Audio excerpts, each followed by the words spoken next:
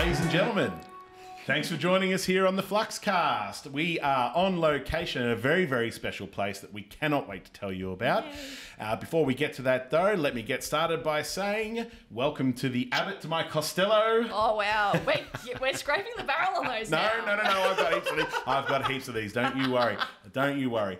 Hello, it's Brianna everybody. Porter. How are we all? Hey, Brie, how you doing? So Good. today we are joined by a very special person. Yes. We are joined by Kim Rumble.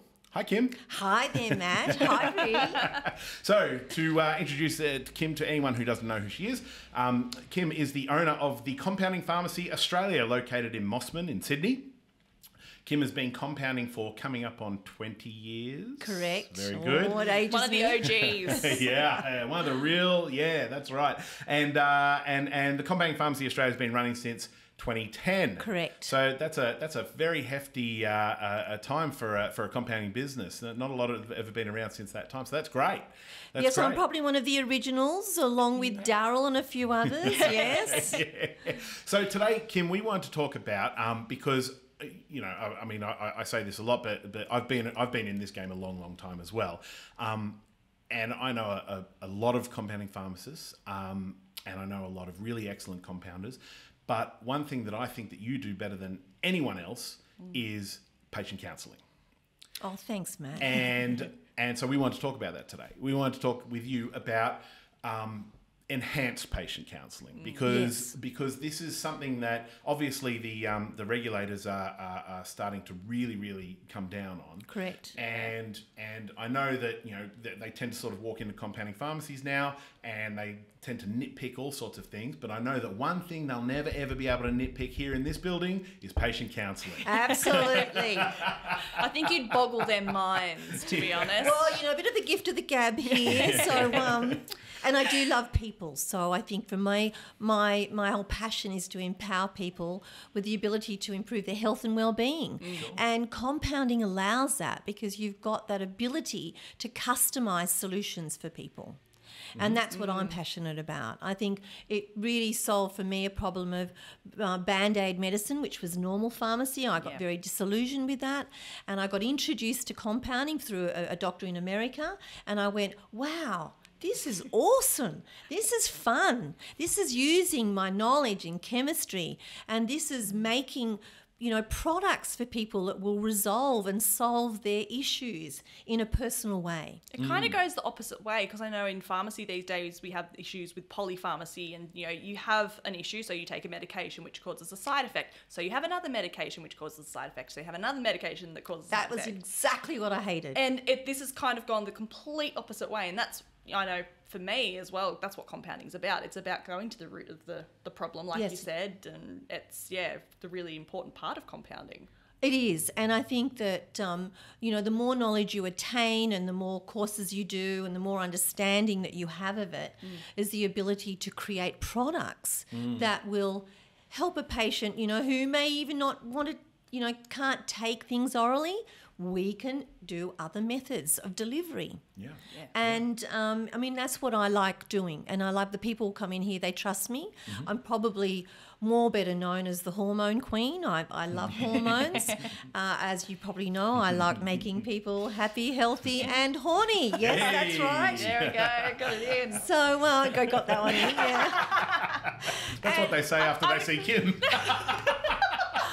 Well, I do get a lot of people, especially into my vintage, my era, they go, horny? What's that? I remember that. Yeah, that happened many years ago. So, look, at least with the ability to, help people with their issues, we can resolve it in so many ways, but also purely through the compounds that we can make. And as I said, these days, wonderful machinery and compounding, we can really deliver a better product that is going to actually, be absorbed better into the system. It just gets better and better, I believe. It's really getting to the root of what that particular person needs, right? Correct. Yeah. And it's so you have to have that ability to talk to people. Yes. And one thing I do love is I love people and I like to help them. So and people feel safe talking to me because maybe it's my age, maybe that I'm open to things. You can't shock me with too much stuff.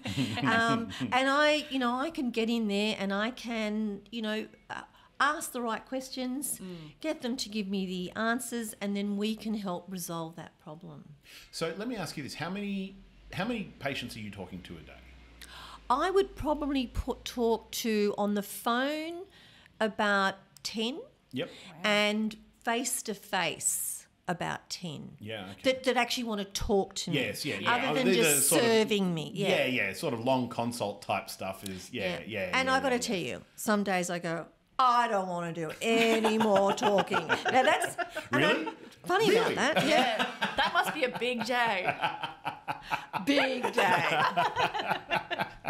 But I think that, look, these days people don't communicate very well. Yes. And one of the most important things is for people to feel safe and able to communicate. Yeah. And for me to be able to ask the right questions. So, I do a lot of that.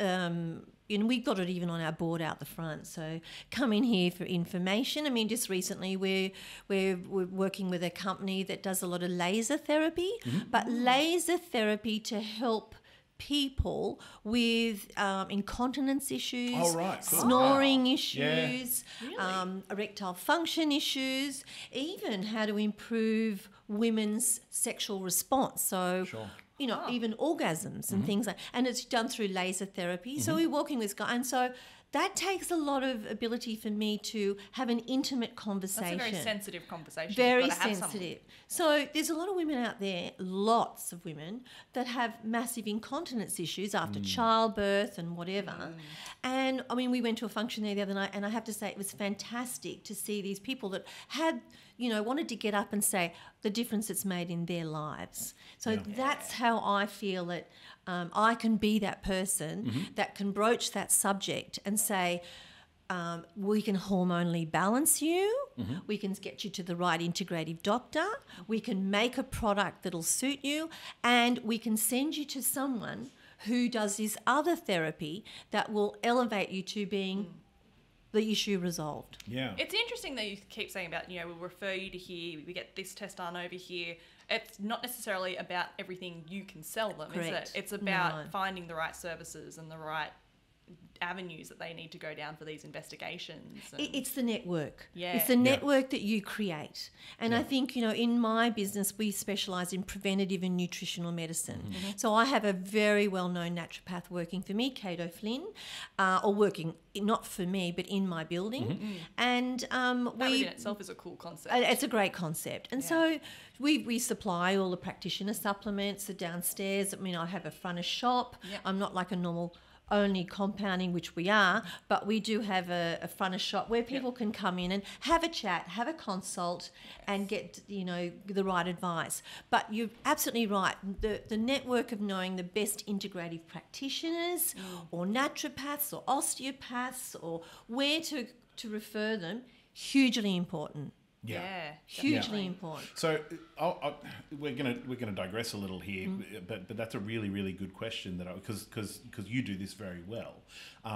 Is what is your advice for compounders that are looking to build that network? Okay, great question. I think the most important thing is you must attend as many of unfortunately they're webinars now, but it was great when we had face-to-face. That was brilliant because you got to see and meet doctors, all different practitioners. You got to meet all the wholesalers in the compounding area, have good chats to them. I mean, that was fabulous. And I lived in that era where I went to all of them, never missed them. Be it interstate, great excuse to travel. And so, yes, for now, you really have to be proactive. And I think in compounding, if you want to focus on dermatology, you got to go and see the dermatologist. You got to go and talk to them and say, this is what we can offer you. This is, new delivery system, new bases, new whatever.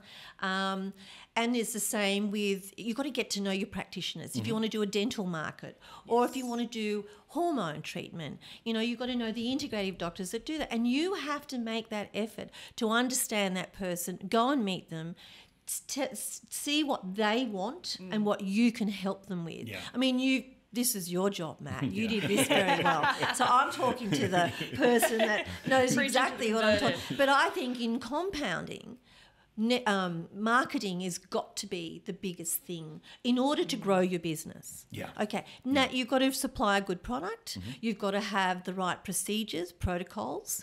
You've got to have all that down, and you've got to make sure that your products that are coming in have the right certificate of analysis, that you're putting them into the system properly.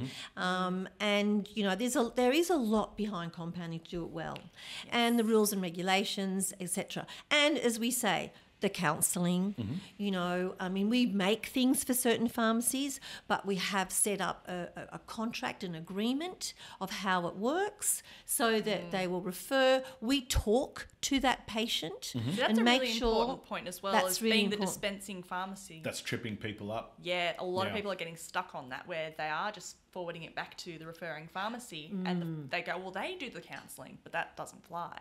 It doesn't really, especially, we deal with someone that does with infertility issues. So we need to talk to them about like the DHEA that we're making for them. So we contact them, A, to get their credit card, but B, that's my opportunity to say, now, do you understand what you're taking?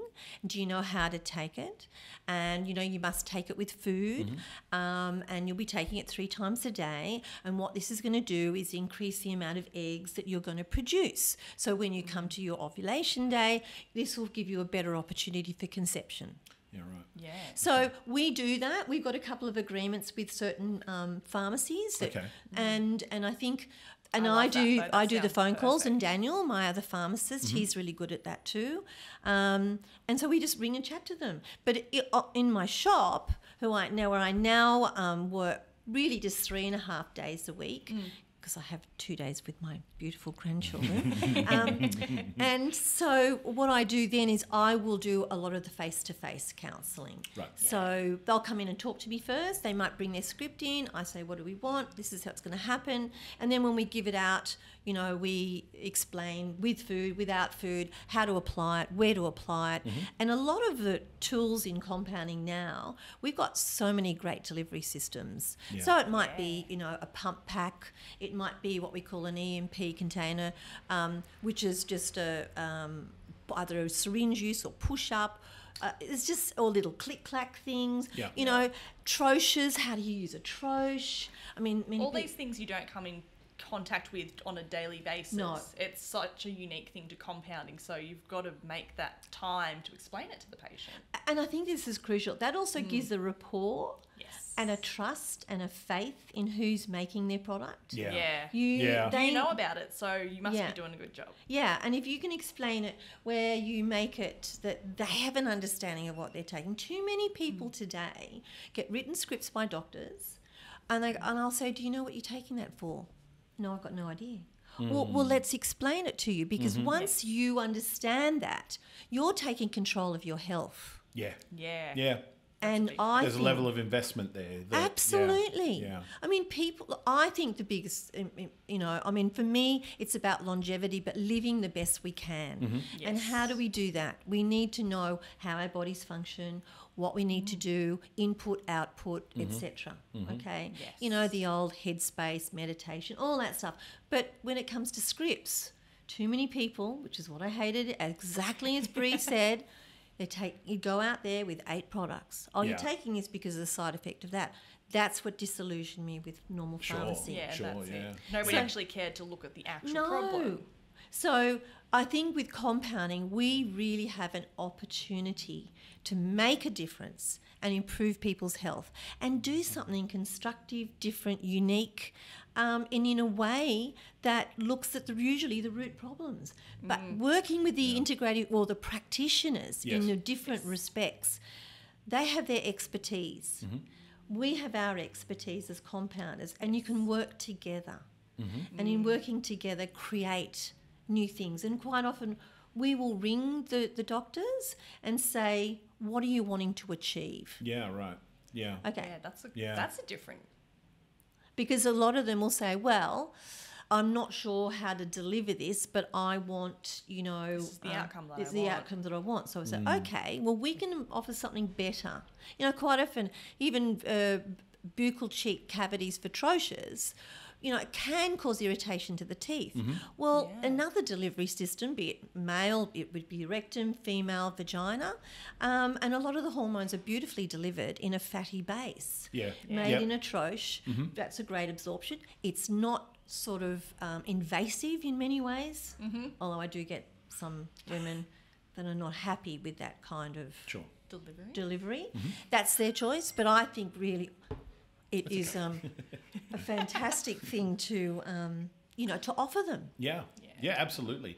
So let me ask you about when you're talking to patients, are you following, now I'm not necessarily suggesting that there's a written script somewhere here, but are you following a general script or path for speaking to every patient, or are you that you would have developed over the years of doing this? Correct. Or are you just kind of winging it with every patient to sort of get to, following the breadcrumbs? Yeah. What I think from having like 20 years good experience in this area, I definitely wing it. My goal when I go out and talk to them, even either taking a script, and looking at it and saying, "Oh, this is so and so. Do you know what this is?" And they go, "Not really. Would you like to know?" "Sure." So I'll explain it to them. I'll say, "Now this, you need to give us 24 hours. We'll have this ready for you. We'll text you when it's ready. And when you come in, I'll explain how you take it or how you apply it or whatever." And then in the meantime, and I'll also say, so for instance, it might be something that they're using for sleep. Could be a simple melatonin. And I'll say, so do you have a problem getting off to sleep? Do you have a problem staying asleep? I've got other options here that I can give you that could help you as well. So that's when I'll step in and say, look, we could give you some melatonin, some magnesium, and that's a wonderful thing to have. And you may not have to take your melatonin every night, or we can give you another product that I make that stops that head talk, which is great. Or are you anxious? Are you stressed to the max? Is your job just doing you in, and so you wake up tired but wired? That's me. Yep. So, okay, so you're exhausted when you go to sleep, but you can't sleep and you still wake up tired. Absolutely. Well, we've got a bit of stress going on here, a bit of adrenal support's needed. So I like to go a little bit deeper if they're open to it. Yeah. Because you do get some people that don't want to talk, do they? No, I just want this. That's it. Yeah. So what do you consider the cues for not wanting to talk then? I mean, look, they're in a hurry. They're handing it in. Yep. I'll say, are you right with this? Yep, that's fine. Is there anything else I can help you? No, that's fine. You get the point. Yeah. So, and other people are struggling. We get a lot of people off the street say, look, I've just been told to come and chat to you. My friend said that you could help me with, I've got a few issues at the moment. So I usually do a 10, 15-minute consult for free on the floor. Yep. If it requires any more, I'll refer them to Kate, or I will do a consultation. But I think that... truly the most accessible health professionals. Yeah, I know, right? 15-minute consult off the street, for free. Wow. Yeah. I know, don't worry. My partner keeps saying to me, why don't you charge them, Kimmy? I went, well, it's a bit hard to say. I can tell you what's wrong with you, maybe, but you can't do that. Yeah. But probably the most underpaid profession out there, in all sincerity. Yeah, definitely. When I look at what I pay my accountant and my lawyer, and then I look at what I pay my top pharmacist, who is very good, I think, oh dear lordy, there's something very wrong here. And who saves lives? Yeah. That's it. Yeah, Well, I was reading, it was an article in the Financial Times last week, I think it was. My accountant actually sent it to me. I was going to say, do you read the Financial Times? That's very impressive. I had to get him to send screenshots to me because it blocked me with the subscription. I was like, I'm not going to sign up to the Financial Times. But it was this whole thing about pharmacy and the sale of pharmacies and things like that on a retail side of things. But there was this real horrible undertone of, all pharmacists, they're like pseudo doctors. They're trying to be, what the wording was, they appear to be as good as doctors. was the wording. And I was like, that's really terrible. That's a shitty thing to say. Well, Because I've they been do- told, oh, you're a pharmacist. Oh, you didn't get into medicine. Yeah, why didn't you become a doctor? And you know what? Because I wanted to give out medical advice for free. That's it. Spot on. That's right. That's true, isn't it? I mean, the good pharmacists out there are very knowledgeable in, certain things. I mean, there's I don't like to say this, but there's a lot of very average pharmacists out there. But I think if you're passionate about your work, I mean, I'm passionate about my compounding and what I do, and I'm very, very blessed that I found this niche in my life, and my journey has been very rewarding and satisfying. And I chose to do that in basically the year 2000, and I've never looked back. Yeah. And it is with some sort of regret that I want to retire, but it's time to play. Yeah. And I just think, I would do consulting if whatever, and help with a bit of marketing, because, I would like to sell my business now. And I think that, I'd like to mentor compounders. And I think that would be an awesome thing to do, because there are no mentor programs for compounding. Like the Guild has a mentor program, PSA has, but your options are like business mentoring or HMRs and like those basic retail side of pharmacies. There's nothing for compounding, and it's where we really need it, because yes, it's such a, you don't get to do a whole lot of compounding in uni. There are member benefits to joining Flux Pharma Services. As time moves forward, we are collecting more and more Flux supporters, businesses that see value in compounders as clients. These supporters offer exclusive deals to Flux members. It doesn't cost you anything extra, but it could save you a bundle. As our membership grows from month to month, so too do the number of Flux supporters that want to be in business with you. So what are you waiting for? Offset the cost of your compounding CPD with savings and join Flux Pharma Services today. Sorry about the hard cut there. We have run out of batteries on the recorder, but I have replaced them. We have brand new fresh batteries. So we're just going to wing it here because I'm not quite sure where that cut off, but that's okay. So one of the questions that I just asked was, obviously, Kim, you're talking to a lot of patients. You have Daniel here that talks to a lot of patients. Who else in the organisation here is talking to patients, and what does that look like? Well, actually, yes, it's Valeria. Recently started working for me 6 months ago. I had Michelle prior to that for 4 years, and Tracy prior to that for another 4 or 5 years. So I've had great staff in the front of shop, because that's where your first impact is. Someone walks in there, you have to see a friendly face that, how can I help you? And Valeria is now that person. So she manages and orders all the stock in there. So she will always take the script and say, let me just get the pharmacist for you. Is this new?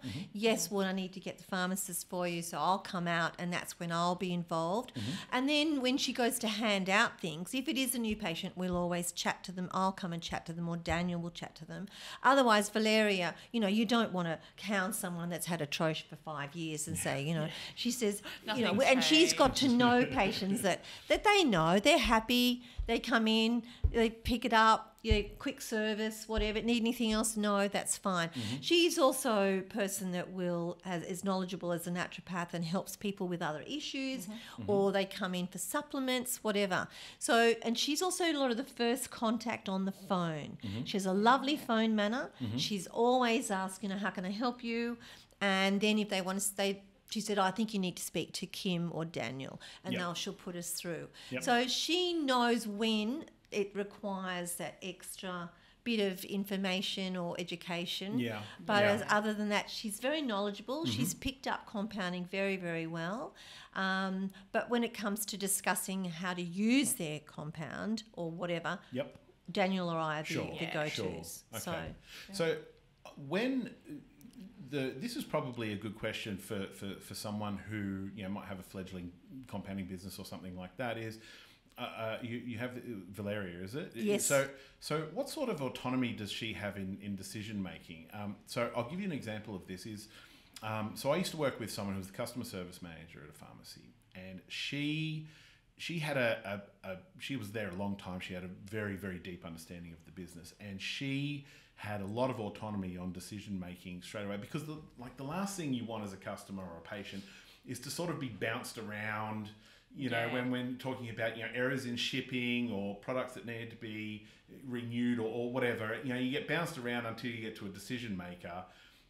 And so she was kind of second line of contact there that was able to go, you know what, we're just going to redo this for you. It'll be out in the mail next week. Or she would, you know, give them reasons as to why we can't. You know, most of the time that would be because, do you know, you would know this, what we found out what the slipperiest thing in the universe was, right? Oh. The slipperiest thing in the universe is a 2-week-old vial of HCG.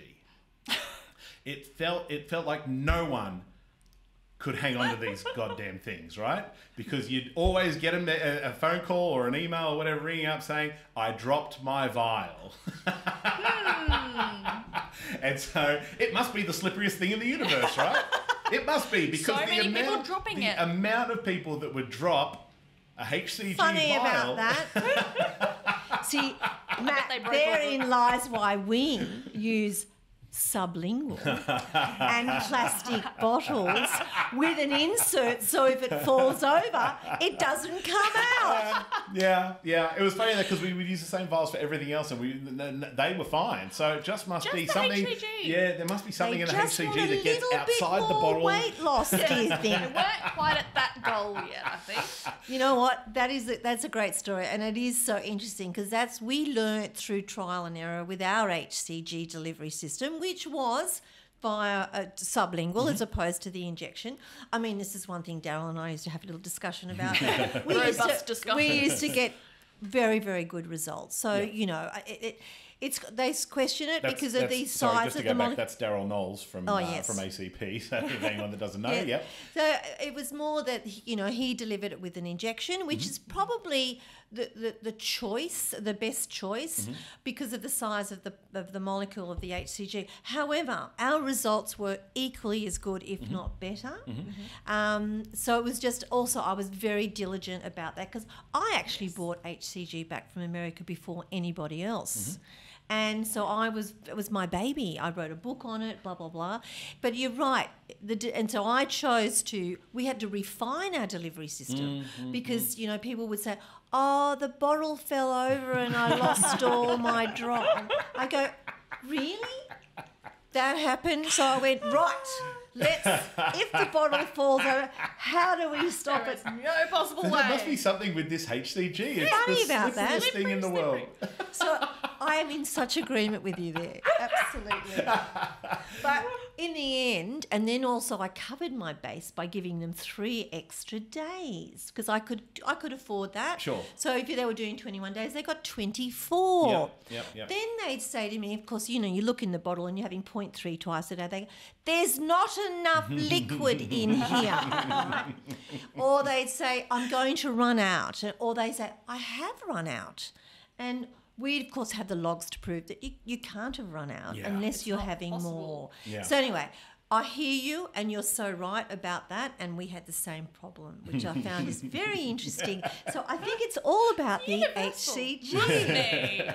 So just to, because that feeds back to my question is that, you know, this person I used to work with, she had a very good sort of bullshit detector for that sort of thing, you know. Yes. And so so there would be times, so she had that sort of degree of autonomy because that's one thing as a business owner, you need to be making sure of, you know, what's going out. But holy moly, you don't have enough time to be managing every single one of those every day. So what is your office manager? Does she have a degree of autonomy with that sort of thing? Or absolutely. So she's in charge of post, okay? Her job is obviously serving the customers, to answering the phone calls, doing the ordering of the front of shelf stuff. But her other big job, and it's a big job every day, is in charge of mail outs. So the scripts come in, we dispense them, the pharmacist checks them, we put them into an area that is ready for post. So then my biggest thing is to try and charge before we make, but that's still a bone of contention, and it's something still I get very upset about because some people don't come back and collect theirs, and you make something up and then you go to send it, oh, you don't have the credit card, oh, I didn't want that.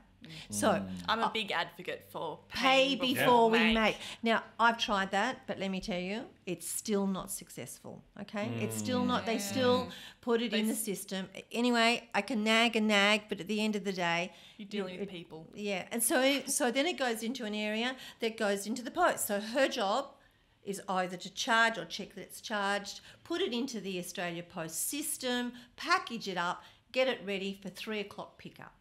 So she's also in charge, lost article. Where's my stuff? Why hasn't it arrived? And as we know in the mail delivery system today, you can't rely on your 24-hour express post. Not anymore. So yes, she will make those decisions. She chases things up.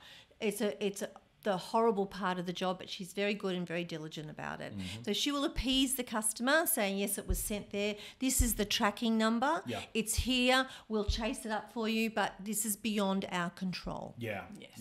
Yeah. And you're right. She will appease the customer, but she'll also know when there's a little bit of, funny stuff going on. Yeah. So, and she will come and suss it out. But I'm very proud of her and how she performs. She's very diligent. She's, creative, and she's great with the customers. Yeah. Her patience is incredible. Probably no, I don't think I have anywhere near the patience that she has. Well, because I think that's really important, right? And from a from almost like a public relations point of view, is having someone that you can rely on for that sort of thing. I mean, if pharmacists got enough on their plate, if you've got to sit there and take a phone call, and let's say that you're gowned up, and you're right in the middle of making something, some sort of complex formula, and then all of a sudden you've got to take all that stuff off to go and answer the phone to deal with someone who's dropped the bottle or whatever, right? Or they're trying to find their stuff or something. Or let's say a pharmacist is knee deep in signing for the afternoon before the courier comes, and then all of a sudden you've got a phone call where you've got to deal with this person that has lost an article of medicine or lost their medicine. It's important, I think, to have that kind of person that can be that buffer. I think, staff in any business is really important, and staff roles and their job responsibilities must always be laid out clearly. And you do have to have someone competent. And I think, as you say, the pharmacist can't do everything. Yeah. You have to delegate. Yeah. And in delegation, you have to have someone that will take responsibility for that role. So you're right. I mean, first point of call is her on the phone. So how she answers it, how she, how can I do for you? How she responds to the person, it's very important, and how she chases up issues or problems. So yes, I think, that's one thing that we do is job descriptions here for all our technicians, our front of shop people, our pharmacists. That's good QA. Everybody has to have a job description and a responsibility in their roles, and of course, then you do a 6-monthly appraisal. And if they're not fulfilling their responsibilities, Love it. there's another, you don't get any rise or you don't get any benefits. Yeah. But we have our system put in place. It's a 6-monthly appraisals, but they know their responsibilities. And we have a staff meeting every Thursday. Yeah, so you've said all the right things there. You've got the training, you've got the competency, and because that's important. Because without those things, you would have to be hovering over those, supervision-wise, your responsibilities as an owner. If you don't have staff that you've deemed competent, how could you let them do anything? That's right. And so staff is huge for me, but it's also probably the biggest challenge in business. So it's people managing, and I would say that you can set everything up, but unless you've got the right staff, your business can fail like that. Yeah. 100%. Yeah, especially as pharmacists tend to take on a lot more than they probably should as well. And in compounding, that's the saddest thing I feel is there's not enough competent pharmacists, compounders out there. Technicians, some of them are fantastic. I know technicians that could run circles even around a good pharmacist. And me too. I've had some fabulous technicians. Yeah. I've also had some fabulous pharmacists, and I've had some shockers. So all I'm saying is that, and I think the industry needs more training for pharmacists. Yeah. And as you say, it's just that degree. Whereas some of the technicians, oh my God, I would put them in charge of my business. Yeah. Some of them are really, really, really good. really good. Really good, yeah. You know, I know I used to work with a guy, and we used to always say that he was, and I don't know if you've ever seen the film of Men in Black. Yes. But there was the dude, was he in the mail room? In the mail room, yeah. And it was one guy with, you know, a bunch of arms, you know, smoking a cigarette, and he's going, you know, waving his arms around, and that's what this fella looked like when he was compounding, and he was superb. He was so good and so fast and so clean. He was actually faster than a semi-automatic capsuling machine. Yeah. Oh my He God. was His very, very turnaround good, time was faster than a semi-automatic capsuling machine. Yeah. It's funny, one of my technicians left recently, and I have another, so there's still 3 full-time, and our productivity has increased so much. Really? Oh, that's interesting. That's, you know what, that's interesting that you have a problem before you really know that you have a problem. Yeah. But we'd bring it up, but, you know, there's always a lot of excuses. So I'm just saying, it was just, I had a discussion with even the techs, and they going, I said, you guys are doing a great job. You're just, you know, your time for management is amazing. And I said, the productivity is better. And they all went, yes. And there was just, they knew what I was talking about. And I didn't have to name anyone, but it was just like some people fluff around. Yep. So I'm hoping that we might be able to dive a little deeper into that. What are the signs then for you that the technician is not as productive as they might? So we will actually, we always trial people before we start, then we train them really well. We put them with a good technician, and that technician is competent to train and takes them through all the processes. And then I do get to a point where I give them 3 months, and then they must be able to produce a certain amount of products in a certain amount of time. Okay. So, you know, we ask them, you know, need any help? We go through it all with them.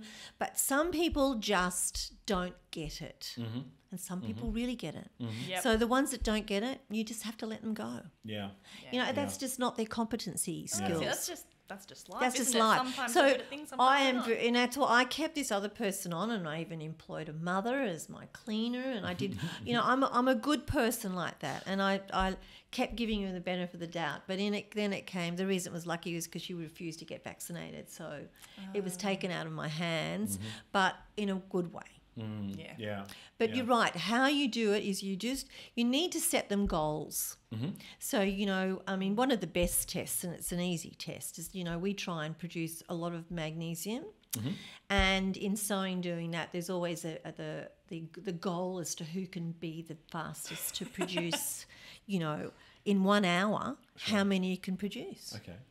And I have to say that my lovely man in my life is the winner at this point. Now, he's an engineer. Do you think that has anything to do with it? Okay. My daughter used to be before him.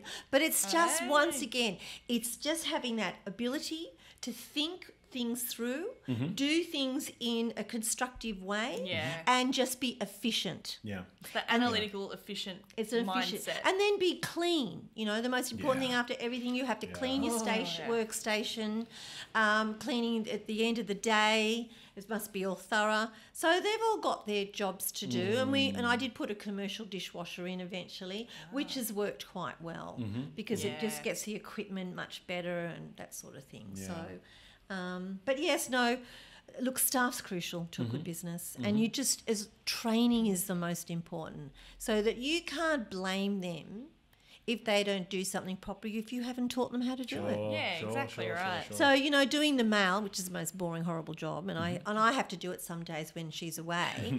And you sit there cursing her the whole time. How did I get to do this job? But it's once again, you know, it's a proficiency thing. So you get I start early, so I don't get caught up with that 2 hours to go. I'm in trouble.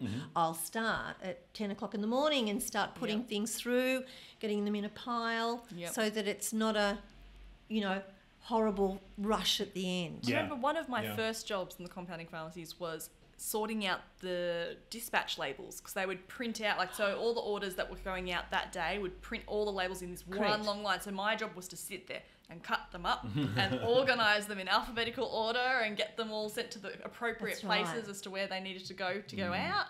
And that was probably, I know you would have had a lot. We probably do only about 20 a day, but it's still quite a lot. Yeah. When on top of answering the phones, doing the ordering, setting up the shop, everything else, all that sort of stuff. Yeah.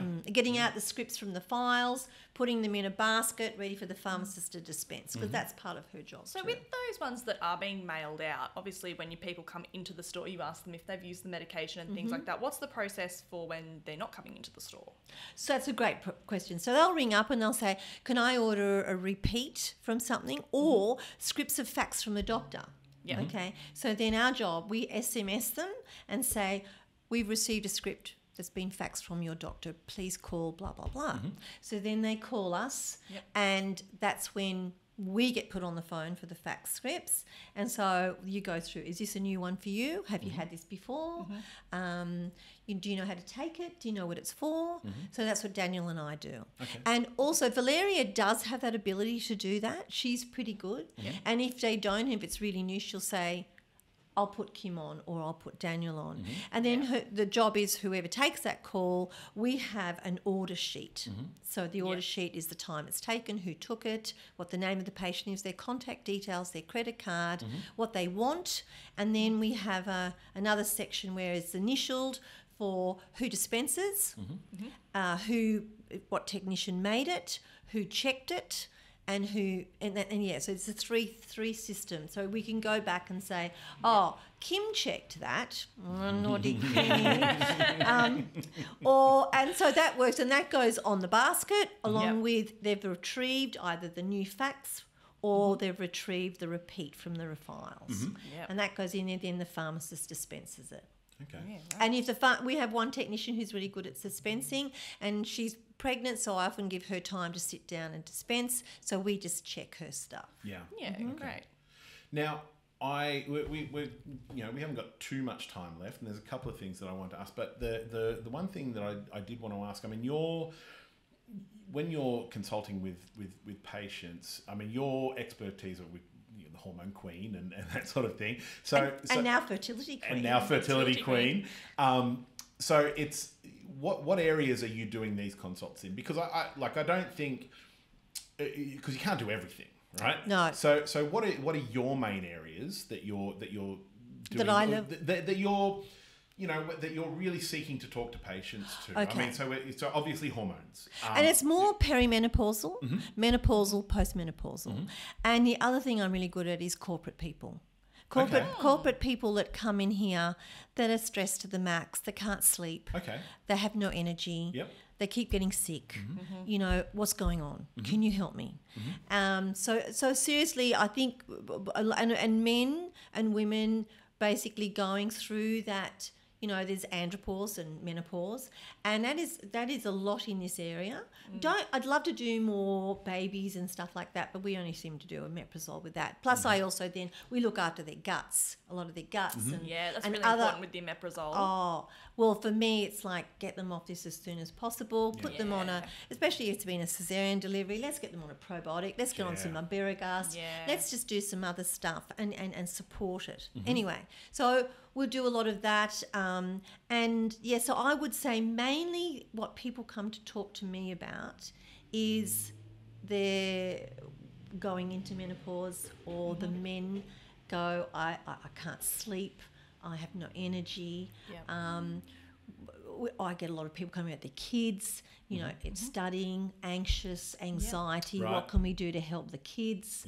I mean, in this area, I'm very blessed in this area. People really are keen to spend money on their health. And they are so they're very proactive. They want to be the best they can be. And, the women all buy the collagen powder and, they want to, and of course I do a wonderful skincare range. So we sample that all the time and they love that. I think it's fantastic. Look at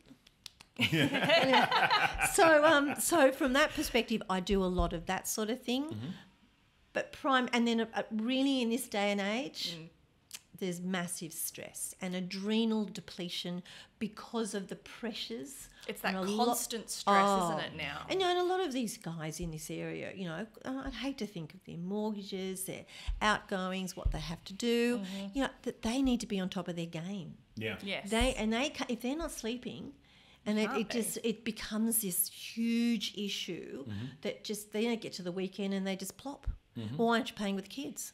Well, I'm too exhausted. Yeah. So I do a lot of that. Sure. Yeah, right. Sure. And, of course, a lot of people are trying to get pregnant. Yeah. So people that are having an inability to get pregnant, and these days it's really difficult.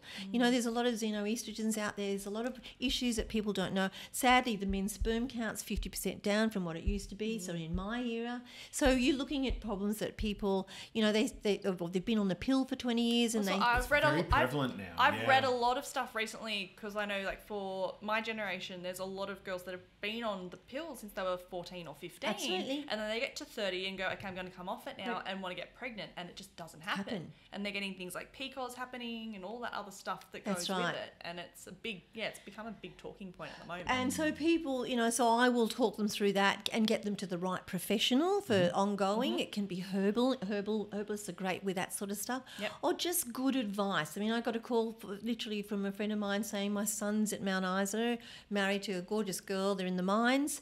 They've been trying for a couple of years. They can't get pregnant. What do we do?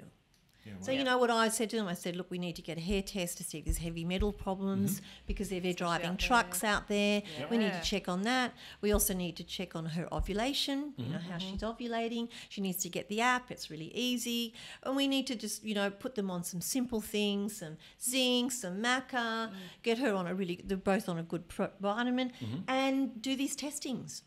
And then see how she goes. And for her to just check if she is really ovulating. And it sounds like if you know what you're talking about, they are simple interventions. Like it's Simple. It's not a full-blown... It's not rocket science. Yeah. It's not rocket science. But you need to know what you're talking about, obviously. And I think that's something I've grown in confidence with because of the success I've had and making a difference to people. Look, I sample voraciously. I mean, we just give lots of samples out because I believe if I know that that's going to work, they come back to me and they go, oh my gosh, I've got to have that.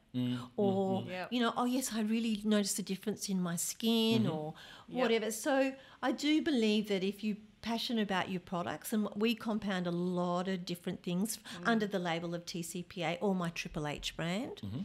And so I personalised a lot of formulas.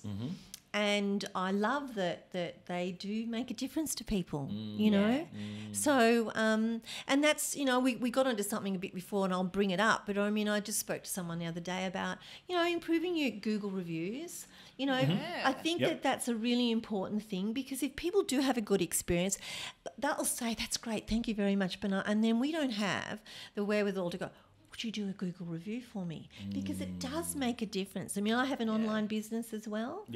And online businesses are great if they're marketed properly and if you get great Google reviews. That's it. Well, the internet's a big place, so you need to It is, and there's a lot of and... opportunity out there.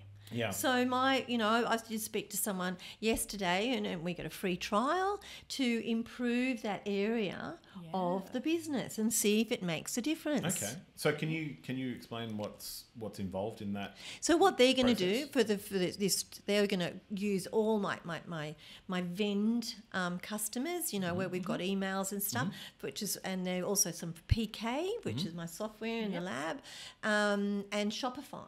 So we obviously get the orders of Shopify. So they're going to utilise all those lists and they send out this special thing for did you have a good no, that's right, little things. Did you have a good experience or was your experience bad? So with the good experience, they'll follow it up with would you go to this? And they make it easy. Make it very easy. Because if it's someone like me with technology and I have to do a Google review, I go to my daughter, now how do I get on there to do that Google review? And she goes, oh, Mum, I've shown you 5 times. It's like, oh, these poor older women. Anyway, so, and then if it's a bad experience, what they do is they'll send that like a feedback form to that person to give the feedback, but it doesn't go to Google. on to Google. Okay. That's good. So it's quite and look, she worked out that if I do commit, there's no commitment, $120 a month, which is, and they do really a reasonable. lot to it. Yeah. They'll also go on our, emails and what's the thing down the bottom called? Your Email signature. Yeah, email signature, and they'll put it on that as well. Okay. And they'll also do barcodes on certain things. Yep. So there's a lot more depth to it. And I've just been spending $100 a week on someone to improve my online, and I think that this is going to be better value. So I've just given him. I gave him 3 months. That's fine. You just got to trial different things. You know, to improve your compounding business, you've got to be out there. You've got to think about it. That's a really valuable tool as well, though, not just for your Google reviews, but for like your customer feedback in general. You want to know if there's bad feedback because you don't want somebody to have a bad experience and just go, oh, I just won't go back there again. You never hear about it, but then they tell 5 of their friends that they went there and it was awful. That's right. And then they tell 5 of their friends, and then all of a sudden you've got this reputation out there that you had no idea that this person had a bad experience. And I think, that's very true, Brie. It's all about if people leave my business and they go, wow, that was great. Yeah. They feel great, which is awesome.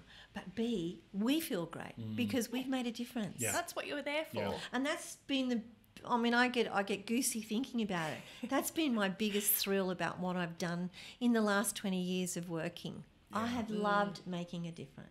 Yeah. That's really great. That's awesome. Well, we're going to finish real soon. I have one last question, and we'll finish on this. Do you know of any good compounding pharmacies that might be up for sale at the moment? Oh, aren't you wonderful? I know a very good one. Oh, excellent. Okay, great. and it happens to be my business. Wonderful. Okay, that's great. And I have to say that, look, this business is a good business. It needs someone who, I would love it be for someone who's passionate about compounding. However, if it's someone who knows that the bottom line's good and that there's a competent compounder here that can train someone, that's another big plus because I do have that. Plus, I would be on board to transition. And I think that, I know, and consult and whatever, but because I've had like 8 months off and not in here for the last year, I really don't believe it's totally dependent on me. I mean, I did create this business, and yes, my name was around it, and yes, I have a good reputation. But I realised that I walked away for 8 months and put a manager in, and, look, he did an okay job, but it wasn't relying on me. It was all about that. That's and yes, really people good. would always say, where's Kim? Where's Kim? Yeah. Oh, she's playing. She's got golf and skiing. You haven't been able to go to Aspen this year. No. And we got all our ski weeks cancelled. But so yes, sad. look, thank you, Matt. I think it's a great, as I said, great opportunity for someone who really wants to get into it, and I'll guide them. I know all the best marketing tools. I've just lost my passion for that now. I need to be looking after my little twin grandbubbies, playing golf, skiing and sailing. Wonderful. That sounds fabulous. At 66, I deserve it. Yeah, you've worked hard for it. I'm with you. Well, look, anyone that might be interested in having a look and exploring that further, get in contact with us and we'll put you in contact with Kim. Thank you very much, Matt and Bree. It's been a delight to talk to you. This has been wonderful, I love Kim. it. Thank you so much. Now, look, we'd love to have you back sometime because we want to tell compounding stories. Would you like to come on? Oh, I'd love to. Okay, great. Industry insider stories. We'd love to hear some of those. Oh, I think we'd have a lot of fun with that. We might do much, that one maybe. over wine, I think. Oh, an even better idea. All right, then. Well, look, Bree, thank you very much as always. And yes. Kim, thank you so much. Thank you. All right. See you later, everyone. Bye-bye. Bye.